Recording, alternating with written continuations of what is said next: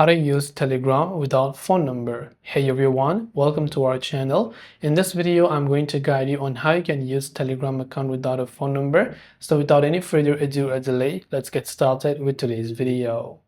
If you're trying to use Telegram without a phone number, now maybe the reason is that you have not registered for a SIM card yet because maybe you're underage and you want to use Telegram without phone number. First of all, you can see here that when I try to open up Telegram, it does not ask me for an email, it does not ask me for a username. I need to have a valid phone number in order that so that I can use Telegram. Now don't worry, even if you do not have a phone number, you can still create a Telegram account using virtual phone numbers. So you can go to your browser and type in virtual number. There are some free virtual number providers and these are completely legal, by the way, and you can go ahead and select a certain website that you like and just choose a number. First of all, check if the number is active.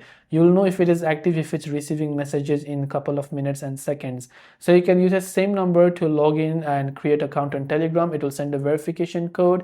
Then you can try to tap on update messages. It will give the verification code there, and you can try to use Telegram using a virtual phone number even if you don't have a real number. But also, bottom line is that you cannot use Telegram without a phone number. You need to have a phone number, whether virtual or physical.